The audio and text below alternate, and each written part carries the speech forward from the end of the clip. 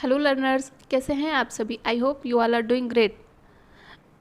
आज हम लोग बात करेंगे एंग्लो फ्रांसीसी कर्नाटक वॉर की। तो इसे कर्नाटक वॉर क्यों कहा जाता है? क्योंकि ये सारे युद्ध लड़े गए थे कर्नाटक में और ये लड़े गए थे अंग्रेज और फ्रांसीसियों के बीच में, इसलिए इसे एंग्लो फ्रांस कर्नाटक युद्ध कहा जाता है।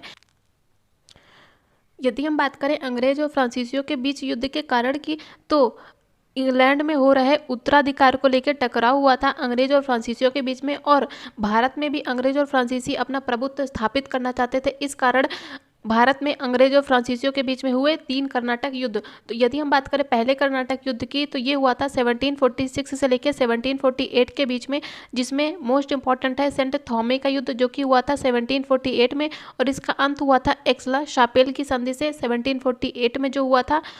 साथ ही बात करें कर्नाटक के द्वितीय युद्ध की, जो कि हुआ था 1749 से लेकर 54 के बीच में, और इसके तहत हुआ था अंबूर का युद्ध।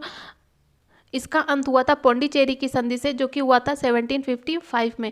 नेक्स्ट है, सबसे इंपॉर्टेंट है कर्नाटक का तृतीय युद्ध 1756 से लेकर 1763 के मध्य हुआ था, और इसी के अंतर्गत हुआ था वांडीवास का युद्ध। मोस्ट इंपॉर्टेंट है, अच्छे से इसको याद रखिएगा।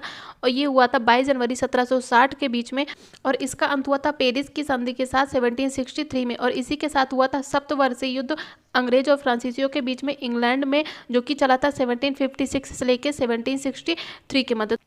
तो कर्नाटक का जो तृतीय युद्ध हुआ था, जिसके तहत हुआ था वांडीवास का युद्ध, इसी के तहत जो फ्रांसीसी थी, इनकी जो राजनीतिक प्रभुत्व था वो भारत में समाप्त हो गया था। तो तीसरा युद्ध सबसे इंपॉर्टेंट है, वांडीवास का युद्ध, क्योंकि इसी के तहत जो फ्रांसीसी शक्ति थी वो भारत में उसका अंत हो गया था।